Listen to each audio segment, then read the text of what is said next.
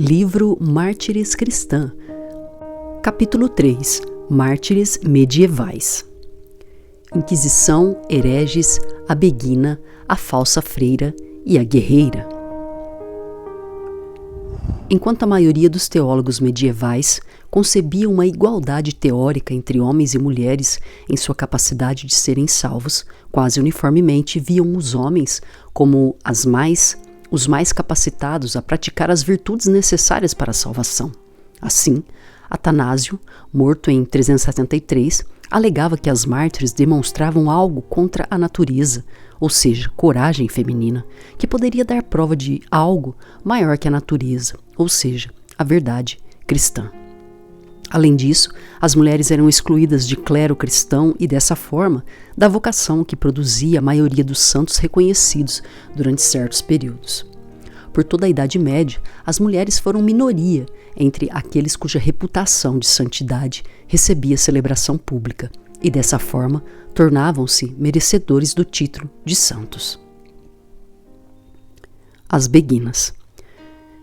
As beguinas quiseram ser espirituais, sem ser religiosas, quiseram viver entre mulheres, sem ser monjas ou abadesas, quiseram rezar e trabalhar, porém fora dos mosteiros, quiseram ser fiéis a si mesmas, porém sem votos, quiseram ser cristãs fora da igreja institucional e das heresias. Para fazer possível no seu mundo esse desejo pessoal, inventaram a forma de vida beguina, uma forma de vida refinadamente política que supõe estar além da lei, não contra a lei. Nunca pediram ao Papa chancela em sua vivência e convivência, nem tampouco se rebelaram contra a Igreja. Abre aspas. Enquanto o cristianismo convertia o mundo convertia o cristianismo, fazendo-o mostrar o natural paganismo do homem. Fecha aspas. Essa frase do historiador Durham reflete a inversão que ocorreu na religião cristã. Primeiro, os cristãos eram perseguidos. Após a oficialização do cristianismo, eles agem da mesma forma que os pagãos. Destroem templos e obrigam os não-cristãos a adotarem o cristianismo, até mesmo contra a própria vontade. Após o imperador Teodósio declarar o cristianismo como a religião oficial de Roma, em 380, através do Edito de Tessalônica, tudo se transformou. O caminho de fé e de simplicidade proposto pelo Mestre Jesus Cristo, que pregava uma religião de amor, encheu-se de pompa e poder para substituir a religião romana pagã. Teodósio I, 379 a 395. Católicos e hereges. Queremos que as diversas nações sujeitas à nossa clemência e moderação continuem professando a religião legada aos romanos pelo apóstolo Pedro, tal como a preservou a tradição fiel e tal como é presentemente observada pelo pontífice Dámaso e por Pedro, bispo de Alexandria e varão de santidade apostólica, de conformidade com a doutrina dos apóstolos e o ensino dos evangelhos. Creiamos, pois, na única divindade do Pai, do Filho e do Espírito Santo, em igual majestade e trindade santa. Autorizamos os seguidores desta lei a tomarem o título de cristãos católicos, referentemente aos outros que julgamos loucos e cheios de tolices. Queremos que sejam estigmatizados com o nome ignominioso de hereges e que não se atrevam a dar a seus conventículos o nome de igrejas. Estes sofrerão, em primeiro lugar, o castigo da divina condenação e, em segundo lugar, a punição que nossa autoridade, de acordo com a vontade do céu, decida infligir-lhes. A perseguição contra os cristãos, agora oficializados, cessou. Contudo, com o crescimento das chamadas, entre aspas, heresias, surgiram novos mártires no final da Idade Média. As rédeas do governo romano passaram de um império moribundo a um papado forte que levou ao desenvolvimento da Igreja Católica, a cabeça da Trindade, e que estabeleceu novas formas de vida, além de pensamentos válidos para toda a comunidade cristã. As mulheres, os trovadores, as beatas, as beguinas, se declaravam discípulos do amor, não da hierarquia feudal, cuja lealdade era bem distinta da cristã. novas tendências de santidade feminina formaram-se no século XII, e mais de um quarto desses cristãos santos era de mulheres. Com a fundação das novas ordens mendicantes, esteve presente uma santidade laica de mulheres casadas, e algo inédito ocorria quando havia uma mulher do povo que sente a história do Salvador em seu coração e a refere aos seus filhos com mais clareza e emoção do que muitas pessoas eruditas. Essa piedade iluminava a dependência de mulheres religiosas dos clérigos homens, pois somente o padre poderia consagrar a Eucaristia ou dar o sacramento da confissão. Contudo, com seu modelo de santidade feminina independente, na submissão somente a Deus, com o qual mantinham comunhão, constantemente elas subverteram esse papel. Não demorou muito para que a admiração dessas vidas santas desse lugar à inveja daqueles que se atreviam a falar em nome de Deus e a exortar até mesmo o alto clero romano. E a Inquisição as perseguiu. Um franciscano alemão, Laprente de Ratisbona, chegou a indagar: Senhor Deus, o que é essa arte graças à qual uma velha mulher pode compreender melhor do que um homem de espírito? 1252. O Papa Inocêncio IV, por meio da bula Ed Stirpanda, institucionalizou o Tribunal da Inquisição, autorizando e regulamentando o emprego da tortura nos tribunais da Igreja. A tortura era aplicada quando o crime era provável, mas não certo. Então havia uma ação preventiva destinada a coagir o acusado a confessar. Se ocorresse a confissão, ele teria direito a uma penalidade mais leve. Se condenado à morte, podia beneficiar-se com a absolvição de um padre para salvá-lo do inferno. O réu indicado que não confessasse durante o interrogatório, apesar da evidência de fatos e de depoimentos idôneos, ou aquele contra quem houvesse indício suficiente para se exigir a abjuração, ou o que vacilasse nas respostas, deveria ir para a tortura. Não faltaram, no entanto, juízes que se opuseram a imaginar vários tipos de tortura. Marcílio fala de 14 suplícios e afirma que encontrou ainda outros, o que leva Paul Grillan a elogiá-lo. Quanto a mim, se quiserem a minha opinião, direi que este tipo de erudição me parece depender bastante do trabalho de carrascos mais do que de juristas e teólogos que somos. Então, não vou falar disso. Isto posto, louvo o hábito de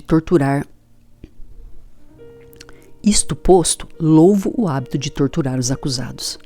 Aplicava-se a tortura também para que o acusado indicasse nomes de companheiros de heresia. As testemunhas que se contradissessem eram torturadas para descobrir qual delas estava dizendo a verdade. Não havia limites de idade para a tortura. Meninas de 13 anos e mulheres de 80 eram sujeitas à mesma circunstância, apesar de um manual dos inquisidores afirmar que não se devem torturar crianças, velhos e mulheres grávidas. Quanto à idade, os com menos de 25 serão torturados, mas não as crianças de menos de 14 anos. Contudo, afirmava também que a tortura, embora leve os fracos a confessar qualquer coisa, não serve para nada contra os hereges de Tempera. O herege era aquela pessoa que professava uma doutrina contrária definida como matéria de fé. A heresia era o erro de uma seita que levava o rompimento com a fé tradicional. Estudando-se as heresias, podem ser encontradas as maiores barbaridades cometidas entre os homens em nome do cumprimento das determinações da fé. A razão pode ser falha e traiçoeira quando transforma a convicção que o indivíduo tem de estar com a verdade no direito de perseguir e aniquilar seus semelhantes, pois julgando agir de acordo com os desígnios de Deus, está na realidade sendo conduzido por seu próprio complexo de superioridade. O herege é sempre o outro, aquele que pensa diferente, que tem práticas estranhas, que não se conforma ao estabelecido. Mas convém lembrar que as experiências religiosas ocorrem dentro de culturas diversas e complexas, dentro de universos distintos e especialmente no misticismo aqui apresentado, em uma época diferente da atual. Os principais grupos heréticos daquela época foram os albigenses, século XI, ou cátaros, que eram dualistas e criam que haviam um Deus bom, criador das almas, e um Deus mau, formador do mundo e criador do corpo. Os valdenses, herdeiros de Pedro Valdo, que defendiam o direito de ter a Bíblia no vernáculo. Viviam com simplicidade e em comunidade, pregavam aos pobres na sua língua e aceitavam a ceia, o batismo e a pregação pelos leigos, inclusive por mulheres, e os lollardos, que eram os seguidores do precursor da reforma e tradutor da Bíblia, John Wycliffe. Eles apoiavam o uso das escrituras em inglês, condenando as práticas romanas. Os irmãos do livre espírito foram uma heresia confusa que, mesmo associada aos beguinos, foi rejeitada por eles. Para os irmãos livres, a salvação não dependia dos sacramentos da igreja, mas da devoção a Deus em liberdade de espírito. Aquele que chegasse à união com Deus através do amor podia ceder, sem pecado e remorsos, às exigências da carne. Duas observações importantes a fazer. As vidas de Francisco de Assis e Pedro Valdo foram parecidas. Ambos eram ricos e abandonaram seus bens por amor aos pobres, porém, enquanto um teve sua ordem oficializada, o outro foi perseguido como herético, o que comprovava como é muito tênue a linha que se separa os fiéis dos hereges, já que o julgamento é humano, portanto falho.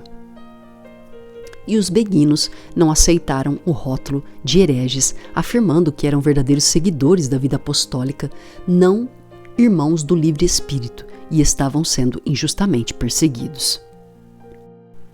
As beguinas. Originalmente, beguina era um termo pejorativo com tom herético, depois preferiu-se considerá-las mulheres santas ou mulheres religiosas. Essa relutância em usar a palavra beguina, sem qualificação adicional, continuou até a segunda metade do século XII. Pela influência de Tiago Vitri, que tinha sido nomeado bispo, o Papa Honório III, em 1216, consentiu que mulheres pias, não somente na diocese de Liege, mas também na França e na Alemanha, viessem em comunidade, mesmo sem pertencer a uma ordem aprovada, exortando-se mutuamente. As beguinarias passaram a ser um lugar de refúgio para mulheres pobres e abandonadas que bastavam a si mesmas. Suas comunidades eram autônomas e viviam com um mínimo de burocracia. Discutiam entre si as escrituras, confessavam-se umas às outras e atendiam aos necessitados. Mas, por não se submeterem a qualquer controle, eram consideradas perigosas e foram perseguidas pela Inquisição. Espiritualmente, o movimento das beguinas seguiu o ideal da vita apostólica, mantendo uma existência baseada em simplicidade, humildade e penitência, buscando unir a religião com o social, cuidando dos desamparados. As beguinas acolheram prostitutas, dando-lhes tarefas, oportunidade de ganho e a sensação de pertencer ao grupo, contribuíram tanto para a diminuição dos riscos de contaminação ao manterem os leprosos nas beguinarias. Margarida Porrete, 1250 a 1310. A beguina itinerante e culta, mas queimada como herege. Mas aqueles que são sempre leais a ele são sempre tomados por amor e aniquilados por amor, e com nada se importam senão com o amor, ainda que sofram e suportem para sempre tormentos tão grandes como Deus é grande em sua bondade, e nunca amará perfeitamente a alma que duvidar que isso seja verdade. Uma das beguinas mais conhecidas de sua época foi Margarida Porrete, considerado uma beguina errante que não tinha lugar fixo de moradia, viajando constantemente para divulgar suas ideias. Ela escreveu o livro O Espelho das Almas Simples e Aniquiladas. Essa única obra que escreveu é suficiente para entendermos uma das mais singulares místicas da história do cristianismo, que deixou um modelo de coragem ao enfrentar com serenidade a morte na fogueira. Apesar de colocar a salvação da alma simples em sua própria capacidade de se aniquilar na busca da vontade divina, ela deixou claro que falava em seu próprio nome e não no nome de Deus. Porret ousou fazer teologia e o fez sondando a própria experiência com a deidade também na alma da mulher. Para ela, os seres humanos possuíam a capacidade de se tornar unidos à deidade, porque eles já eram, desde a eternidade, com a deidade, em cuja intenção criadora eles encontraram a sua verdadeira realidade. Margarida nasceu em 1250, no sudeste da Bélgica, no condado de Hainaut, cuja capital era Valenciennes, entre Brabante e a fronteira francesa, em uma época de grande efervescência religiosa. Ela fazia parte do movimento das beguinas, porém foi mais uma beguina andarilha. Esse tipo de beguina solitária podia viver como reclusa, mendicante, professora ou pregadora itinerante. No início do século XIV, surgem as primeiras notícias sobre Marguerite Porret. Na verdade, há poucas informações disponíveis sobre a autora, exceto por seus últimos anos de vida, já que constam nos autos de sua condenação, segundo relatado Porret. Referia-se a si mesma como uma mediante creature e era chamada de Begne por tantas fontes independentes que essa designação pode ser considerada certa. Talvez essa autodesignação seja de fato literal, pois tudo indica que Porret tenha levado um estilo de vida Begne de mendicância e errância. Pode-se inferir de seus escritos que ela foi uma mulher culta, de nascimento nobre e elevada educação, pois expressou sentimentos da aristocracia e usou metáforas aristocráticas para comunicar suas ideias. Mesmo com sua obra condenada pelo bispo de Cambrai e queimada publicamente por volta de 1330 na praça de Valenciennes, sua cidade natal, ela continuou divulgando suas ideias e enviando a sua obra para clérigos importantes que a aprovaram. Margarida combateu mais a igreja e seus líderes do que os seus predecessores. Ela afirmou que havia uma igreja invisível, a grande igreja, ideal no mundo espiritual, constituída de almas livres e simples, que foram chamadas para julgar a pequena igreja estabelecida na terra e para reforçar que Deus castigaria toda a hierarquia eclesiástica que havia falhado.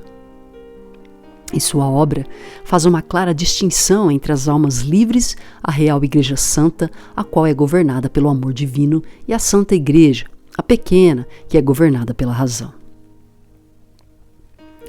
Amor, : É verdade, ó Santa Igreja, que estais abaixo dessa Igreja Santa, pois tais almas são propriamente chamadas de Igreja Santa, porque sustentam, ensinam e nutrem toda a Igreja Santa. E não propriamente elas mesmas, mas a Trindade dentro delas. Ó Santa Igreja, diz, amor, que quereis dizer sobre essas almas que são assim recomendadas e louvadas para além de vós, vós que fazeis tudo de acordo com os conselhos da razão? Santa Igreja, : Queremos dizer, diz Santa Igreja, que tais almas estão numa vida acima de nós, pois amor nelas permanece e a razão permanece em nós. Esse foi um trecho do livro de Porret. Foi sua insistência em viajar, disseminando sua doutrina, que causou sua prisão pelas autoridades. A acusação foi de que era suspeita de promover a heresia do livre espírito. Seu inquisidor extraiu artigos de seu livro e os submeteu a uma comissão de 21 teólogos docentes da Sorbonne para exame. Eles declararam 15 artigos heréticos, entre os quais a alma aniquilada abandona as virtudes e não precisa mais das consolações e dos dons de Deus, porque está completamente voltada para Ele, que a impede de tais coisas. Aprisionada em Paris, Margarida recusou-se a pedir absolvição ou fazer os juramentos. Então foi deixada debilitar-se por 18 meses. Como herege que não se retrata de suas crenças, ela caiu na condenação determinada abaixo pelo Diretorium Inquisitorium. A Igreja não perdoa o penitente relapso, por uma razão muito clara. Rescindir é confessar que não houve conversão sincera no passado. O crime reiterado é particularmente grave, dizem os juristas. É, portanto, absolutamente justo que a Igreja considere os relapsos inúteis, sempre infectados de heresia e, por isso, dignos de ser definitivamente expulsos e entregues ao braço secular. Margarida chocou mentes tradicionais, conservadoras e intolerantes, porque foi uma mulher que pregou publicamente e ensinou na linguagem do povo em plena Idade Média. Ela escreveu seu livro em 1296 e, rapidamente, ele se tornou muito popular. Endereçado ao público em geral e às mulheres em particular, sua obra é uma alegoria complexa, escrita na linguagem do amor cortês, com conceitos espirituais de difícil entendimento para a época atual. Ela foi atraída para o tema da aniquilação ao refletir sobre a importância da doutrina da encarnação de Cristo, pois se um homem sofre por amor, isso não é surpreendente. Mas Deus sair de si mesmo e se humanizar, isso fazia pensar na importância de estar desimpedido. Para ela, Cristo, ao se esvaziar para cumprir em sua vida a vontade do Pai, tornou-se um exemplo, um espelho, um modelo da capacidade de querer o que Deus quer. Uma verdadeira imitação de Cristo para Margarida era o ato de se submeter à vontade de Deus. Jesus não deveria ser um modelo para obras e flagelos, mas para o esvaziamento da vontade. Em 31 de maio de 1310, foi executada a sentença de morte contra ela. Sua coragem e dignidade diante da perseguição e morte, além de sua firmeza na fé, fizeram dela um símbolo de esperança e muitos aderiram aos seus ensinos. Várias pessoas que assistiram à sua execução tiveram compaixão dela, pois em sua morte, Margarida exemplificou seu ensino. Essa alma, diz amor, foi despelada em mortificação e queimada pelo ardor do fogo da caridade, e suas cinzas jogadas em alto mar pelo nada da vontade. Ela é gentilmente nobre na prosperidade e elevadamente nobre na adversidade e excelentemente nobre em todos os lugares, quaisquer que sejam. Herética ou não, a execução de Margarida Porreto comoveu as pessoas da época e choca os leitores atuais, por saberem que a fé era defendida com armas anticristãs e que o preço por pensar diferente era pago com a própria vida. Margarida empregou o versículo onde há o Espírito de Deus, aí a liberdade, mas não desfrutou da liberdade física, pois foi aprisionada e seu corpo foi destruído pelas chamas. Oxalá, porém, sua alma esteja desfrutando da completa comunhão com Deus, nosso Senhor, não aniquilada, mas repleta de gozo e paz. Catarina de Lorena, Catherine Salb, 1417, tornou-se freira para pregar o Evangelho às reclusas. Abre aspas, amando ao Senhor, seu Salvador, mais do que sua própria vida, lutou firmemente e abriu caminho pela porta estreita para espaçosas mansões do céu. Fecha aspas. No dia 2 de outubro, por volta das 2 horas da tarde, ocorreu, em Montpellier, na França, que certa sentença de morte foi pronunciada e executada no mesmo dia sobre uma mulher justa e temente a Deus em Lorena, chamada Catherine Salb, que deixou carne e sangue nos postes, nas chamas ardentes, no local da execução. Nascida em Tours, na Lorena, Catarina vivia em Montpellier, na França, cidade que redigiu um grande livro com seus registros civis, denominado Tálamos, no qual os relatos sobre sua condenação pela Inquisição foram fielmente traduzidos da antiga língua de Montpellier para a língua francesa.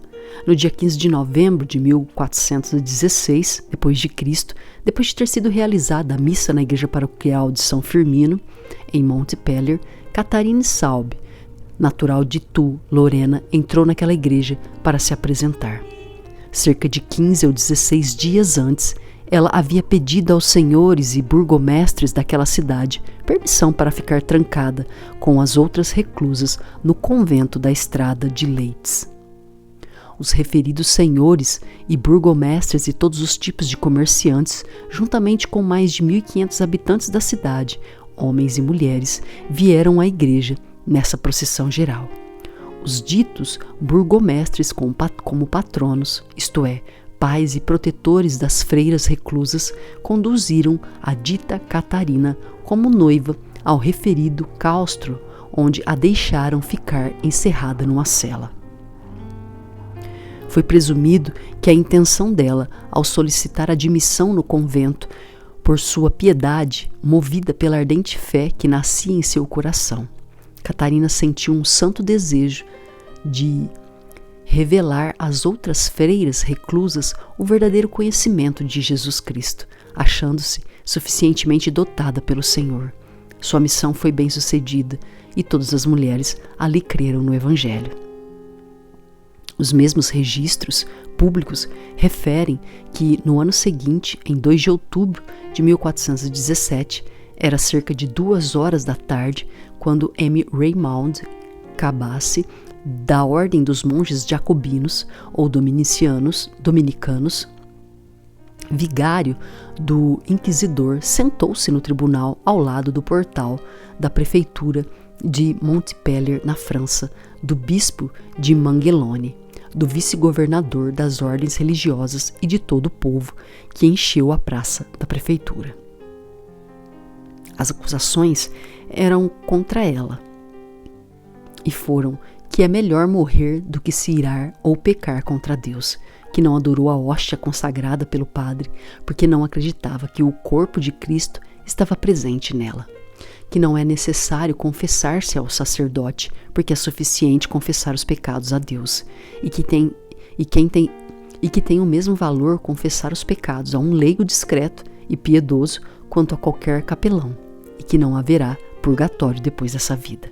Por fim, foi declarada a sentença definitiva contra ela, que a citada Catherine Saube, de Toul, em Lorena, que, a seu pedido, havia sido colocada no claustro das reclusas, era uma herege e que ela havia divulgado, ensinado e acreditado em diversas heresias condenáveis à fé católica. Nos últimos artigos sobre sua condenação no Livro da Cidade, fica evidente quão ousada e penetrante foi a fé dessa mulher. Ela não deixou de atacar o Papa, os sacerdotes e as superstições praticadas por eles, e convenceu as freiras com a verdade de Deus. Sobre sua sentença em morte, é relatado que, tendo pronunciado esta sentença sobre ela, o vigário do inquisidor, M. Raymond, a entregou nas mãos do oficial de justiça, que era reitor ou juiz criminal da cidade. O povo suplicou-lhe muito em favor dela, para que a tratasse com misericórdia, mas ela executou a sentença no mesmo dia, fazendo com que fosse levada ao local da execução e ali fosse queimada como herege, de acordo com a lei. Em um acréscimo adicional, o Livro da Cidade registrou que o bispo de Manguelone pregou um sermão veemente e severo sobre Catherine, acusando os que acharam sua sentença de morte injusta e repreendendo a indignação dos que falaram contra aquele julgamento. Testemunhas críveis declararam que no referido livro, Tálamos, foi registrado que, algum tempo depois de seu martírio, todo o convento em que Catarina estava confinada foi queimado, com todas as freiras, sem dúvida, por causa de suas crenças. Sua condenação fez com que pessoas simples fossem incitadas em seus corações a examinar a verdade mais de perto e a empreender a luz do Evangelho naqueles tempos sombrios. Catarina foi queimada pela Inquisição, mas não foi considerada nem mártir, nem santa, somente herética, sendo muito ousada ao pregar dentro de um convento. A próxima mártir, Joana d'Arc, uma guerreira que queria obedecer às orientações divinas, foi martirizada por declarar que devia mais obediência a Deus do que à instituição romana. Contudo, posteriormente, seu processo foi anulado e ela foi canonizada pela Igreja. Alguns fatos dessas vidas podem parecer estranhos ao leitor, como visões de anjos e santos e a crença da aniquilação da alma. Porém, entende-se que se por um lado a Igreja monopolizava a vida religiosa, por outro lado, era a época do misticismo e das disciplinas espirituais, que eram exercidas até mesmo como obrigações cristãs. Segundo o historiador Daniel Robbs, a estranheza permeia a história da donzela Joana e ele pergunta: mas não será tudo estranho nesta lenda que é história? Portanto, se é história, vamos apresentá-la aos leitores. Joana d'Arc, 1412 e 1431. Joana disse que nada a impediria de alcançar o seu objetivo, pois mesmo que tivesse de caminhar até não mais ter pernas, ainda assim chegaria ao Delfim e o ajudaria na obra de restauração da França, pois este era o desejo do Senhor. A época em que Joana d'Arc viveu foi bem difícil para seu país, a França, que enfrentava a Guerra dos 100 Anos, em 1337 a 1453. Contra a Inglaterra, o povo não tinha um governante. 100 anos contra a Inglaterra. O povo não tinha um governante porque o último rei, Carlos VI, morrera em 1422 e o único herdeiro da coroa francesa era um pequeno jovem tímido e melancólico chamado de Delfim, ou de Rei dos Borges. Além da guerra estrangeira, teve início uma guerra civil, opressora do povo pobre, promovida pelos borgonheses esquecidos de suas raízes francesas. Desejosos de tornar seu duque Filipe um soberano, tornaram-se colaboradores do domínio estrangeiro. Joana nasceu em uma família de camponeses arrendatários em Domremy, Lorraine, um território controlado parcialmente pelo Duque de Borgonha e considerado separado do Reino da França, como possuidores somente de casa e terra. Não houve escola para Joana e a irmã e 3 irmãos, que passavam a maior parte do tempo ajudando a família no campo. Seus pais, Tiago d'Arc e Isabel Romé, educaram seus filhos no amor de Deus, à França e ao rei, mesmo que Carlos VII fosse senhor de apenas uma pequena parte do território francês. Muitos camponeses arriscaram suas vidas para que ele fosse coroado e lutavam contra o invasor inglês que lhes incendiava as casas, enforcava os homens e enterrava as mulheres vivas. Joana era uma autêntica filha do povo francês, amiga dos trabalhos pesados e considerava a luta contra os ingleses um trabalho necessário, apesar de penoso. A menina sempre trabalhava com entusiasmo, atenta à alimentação dos animais da casa e fazendo o serviço doméstico. Ela era uma criança feliz, satisfeita com seu destino e muito ligada ao pai. Gostava de costurar, fiar e participava dos jogos infantis com as crianças da aldeia. O que a diferenciava era que nunca se desviava do que cria e não se influenciava pela opinião alheia. Quando tinha 13 anos, descansava à sombra de uma árvore. Foi quando viu uma luz forte e escutou uma voz. Por diversas vezes ela viu formas na luz. Para ela, era o anjo Miguel, escoltado por Santa Margarida e Santa Catarina. Um dos conselhos que recebeu foi que deveria ser uma boa menina e ir sempre à igreja. Joana contou que 2 a 3 vezes por semana ela ouvia a voz do anjo Miguel. Quando estava com 16 anos, ele lhe perguntou: Vá, filha de Deus, para o reino da França. Você deve expulsar os ingleses e trazer o rei para ser coroado. Após declarar, amedrontada, que era apenas uma jovem e nada sabia sobre guerra, o anjo lhe disse que Deus a ajudaria. Quando sua aldeia foi invadida pelos borgonheses, em outubro de 1428, e Orleans foi sitiada pelos ingleses, Joana, convicta, resolveu lutar, apesar da oposição dos pais. Posteriormente, declarou que, mesmo que tivesse 100 pais e 100 mães, ainda assim teria partido. ela se encontrou com o príncipe futuro rei Carlos VII e lhe contou sua missão ordenada por um poder sobrenatural.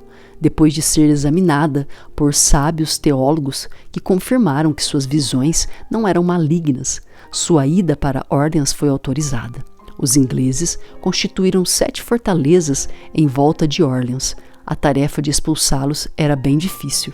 Equipada com uma armadura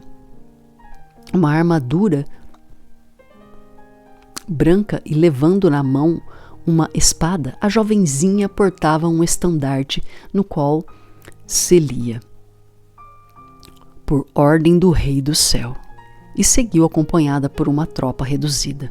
Como a pretensão de Joana não era combater os ingleses, mas a injustiça, ela tratava os inimigos com bondade. Joana era piedosa e sentia grande compaixão com tais massacres. Uma vez, quando um soldado francês levava alguns prisioneiros ingleses, golpeou um deles na cabeça com tanta força que o deixou agonizante. Vendo aquilo, Joana saltou do cavalo, colocou a cabeça do inglês em seus joelhos e deixou-o confessar-se, consolando-o com todas as suas forças. Em 10 dias, ela conseguiu a libertação de Orleans, o que teve uma enorme repercussão em toda a França. A notícia da garota soldado espalhou-se e ela recebeu pedidos e presentes de nobres de toda a Europa. Os ingleses estavam ressentidos e amedrontados, e o governador inglês de Paris descreveu Joana como uma discípula e partidária do demônio. O próprio Delfim, da França, não a acompanhou de boa vontade a Reims para ser coroado. A donzela guerreira, acompanhando o príncipe para sua coroação, lutou em mais batalhas, reconquistando cidades que já prestavam vassalagem aos ingleses. Na cidade da coroação, o clima era festivo e Joana manteve-se sempre próxima ao rei Carlos VII. Os estados europeus encantavam-se com o seu notável empreendimento. Por intermédio dessa jovem pura e sem mancha, Deus salvou a mais bela parte da cristandade, e esse foi o acontecimento mais solene que ocorreu nos últimos 5 séculos. 2 meses depois, as tropas partiram para libertar Paris, mas o ataque não foi bem sucedido. O pajem de Joana foi morto e ela foi ferida gravemente por uma flecha nas costas. O seu último combate foi contra os borgonheses, que atacaram Compiègne, onde se encontrou completamente cercada. Então rendeu-se calmamente, sabendo que tudo terminara. Os pedidos para seu resgate não foram atendidos pelo rei, nem foi negociada sua libertação. Os ingleses, que a acusavam de heresia e bruxaria, pagaram um resgate de 10.000 francos e a entregaram à Inquisição para ser julgada, aprisionada na Borgonha, mas crendo na bondade do plano de Deus e nas vozes que ouvia, manteve-se sempre calma, surpreendendo seus captores. Ao tomar conhecimento de que seria julgada como herege pela igreja, a jovem percebeu que enfrentaria sua mais difícil prova de fé. Seus 2 juízes eram o bispo Cauchon de Beauvais e o inquisidor de Paris, que estavam ladeados por dúzias de padres e pelos jurados no dia do julgamento. Os espectadores espantavam-se por ver como ela lidava bem com um contínuo bombardeio de perguntas.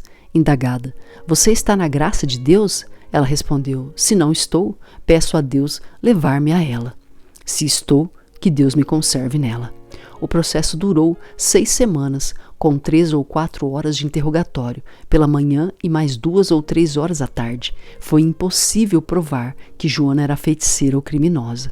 Somente sua falta de submissão à autoridade dos bispos ficou comprovada, o que já era motivo para alguém ser condenado como herege. A evidência de que Joana dedicava-se sua lealdade a Deus mais do que à igreja tornou-se clara com sua recusa em revelar o que suas vozes lhe haviam dito, aceitar que eram malignas e deixar de usar roupas masculinas consideradas contrárias à Bíblia, sendo muito criticadas. Portanto, entre 70 acusações, os juízes alinharam 12 acusações formais e aguardavam que a acusada admitisse sua culpa e renunciasse ao erro. Esse processo era feito sob tortura e Joana foi submetida a tratamentos cruéis. Foi acorrentada à cama, ridicularizada pelos carcereiros e não lhe foi permitido receber comunhão nem pôr os pés em uma igreja. Seriamente enferma, não conseguiu sair da cama, mas apesar do seu estado, o julgamento prosseguiu. Os juízes e seus colaboradores insistiam com ela para admitir que suas vozes eram demoníacas. Mesmo pensando em desistir, Joana não conseguia, porque suas vozes lhe afirmavam que Deus iria salvá-la. Levada à câmara de tortura do castelo, lá se viu cercada por sapatos com parafusos que poderiam ser apertados até quebrar os ossos do tornozelo, e por ferros para queimar a carne ou destruir os olhos. A guerreira, contudo, permanecia firme em sua declaração inicial de que não se submeteria às ordens da igreja. Conscientes de que não adiantaria torturá-la e sabedores de seu temor por morrer queimada, levaram-na ao local de execução e começaram a ler sua sentença de morte na fogueira. Quando ela ouviu, pediu ao padre para parar de ler e disse que mudara de ideia, renunciaria às suas vozes, vestiria roupas de mulher e faria tudo que a igreja quisesse. Joana precisava assinar uma declaração de retratação e seria submetida à prisão perpétua. Após ouvir as palavras daquela declaração e pegar a pena para assiná-la, ela riu histericamente, confessando-se herética, idólatra, cismática, invocadora de demônios. A perspectiva futura a desanimava profundamente e suas vozes lhe diziam que ela não agira bem. O seu horror da execução é compreensível, mas você deixou que seu medo do fogo empanasse seu julgamento. Você não serviu a Deus nem à verdade com o que ele disse, falou apenas para salvar sua vida e assim condenou-se. Então a donzela decidiu retirar sua retratação e alegou que tudo que fizera por medo da fogueira, mas que na verdade mantinha o que fora dito antigamente. Disse ainda que preferia morrer a continuar sofrendo os martírios que estava sujeita naquela cela inglesa. Considerada uma herege da pior espécie, a relapsa, aquela que depois de confessar arrepende-se, Joana recebeu a pena capital. Mas agora sua força espiritual retornara e suas prioridades eram claras. Nada mais tinha importância para ela do que ser verdadeira. Em 30 de maio de 1431, foi-lhe entregue um vestido velho embebido com enxofre para que incendiasse rapidamente. Levada à carroça do carrasco até o cadafalso, escutou sua sentença que a declarava uma herege completa, entregue às autoridades civis para ser executada.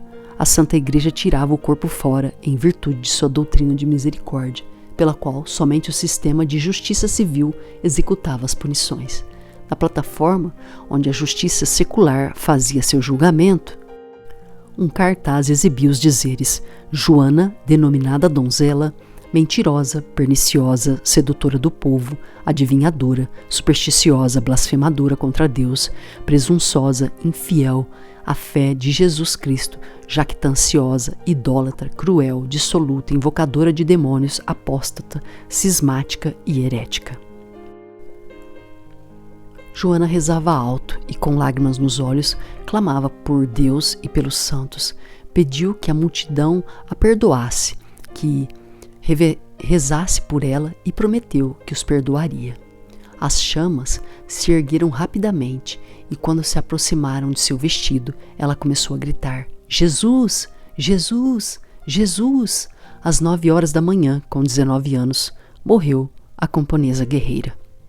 Com sua morte, aumentaram os sentimentos de lealdade ao rei e ao país, e o desejo de libertação do controle estrangeiro tornou-se mais forte.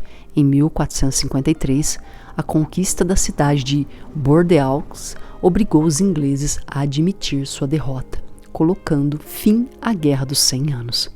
Com a retomada de Rouen, o monarca francês, agora sério e dedicado, buscou os registros do julgamento de Joana, conseguindo realizar outro processo, anular o julgamento anterior e limpar seu nome. Em 1456, o Papa Calixto III declarou o julgamento falso e nulo e inocentou Joana das acusações. Em 1920, ela foi canonizada pela Igreja Católica Romana. A história de Joana d'Arc é uma história única de amor a Deus, à pátria e ao povo. Contudo, muitos relatos diferentes são encontrados. Ela foi uma heroína e por causa dela a França alcançou a vitória contra seus inimigos? Não, ela tinha uma doença mental. Por isso ouvia vozes? Não seriam essas vozes demoníacas?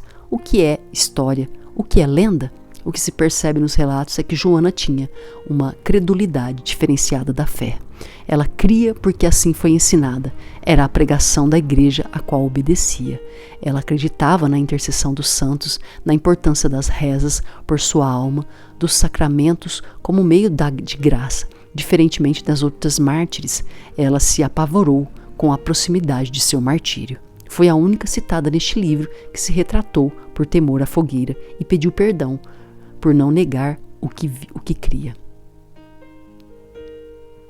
Várias vezes desesperou-se e chorou copiosamente, o que prova que a segurança total do cristão é comprovada, principalmente na sua última hora. Contudo, o foco em sua missão constituiu o melhor legado que deixou. Seu interesse supremo, além de qualquer outro aqui, na Terra, era o de que Deus devia ser o primeiro a ser servido. Entre Margarida e Joana d'Arc. Existem algumas semelhanças, apesar de um século de distância separando-as. Margarida referiu-se à Igreja Santa ou Grande Igreja, estabelecida no céu, e à Pequena e Santa Igreja, estabelecida na terra. Joana d'Arc recusava-se a submeter-se à igreja militante composta pelo clero e por todos os cristãos. Para ela, esta diferenciava-se da igreja triunfante, representada por Deus, santos e almas que haviam alcançado a salvação. Outra semelhança relacionava-se com a salvação dos fiéis. Para Porret, esta seria alcançada por sua própria capacidade de se aniquilar na busca da vontade divina. Para Joana, seu voto de castidade, a sua participação no sacramento, garantia sua salvação. Margarida, convicta na doutrina da alma aniquilada, estranha à Bíblia, teve que enfrentar o julgamento e a fogueira, mas o fez serenamente, sem qualquer desespero ou arrependimento. Cabe aqui uma reflexão. Se atualmente fossem queimados todos os que pensam de forma diferente do convencional, haveria lenho bastante? Entre elas, aparece uma personagem singular, Catarina de Lorena, que evangelizou as que estavam enclausuradas e não conheciam o evangelho da salvação pela fé em Cristo. Ela tinha o dom do evangelismo e sua apologética, defendendo sua fé das crenças da igreja oficial. Catarina sofreu o martírio com a confiança de que herdaria as mansões celestiais. Joana d'Arc, tão jovem e com uma história conturbada, conseguiu o que ninguém obteve antes. Após apenas 25 anos de seu martírio como herege, foi declarada inocente e seu processo foi anulado. Além disso, por suas vitórias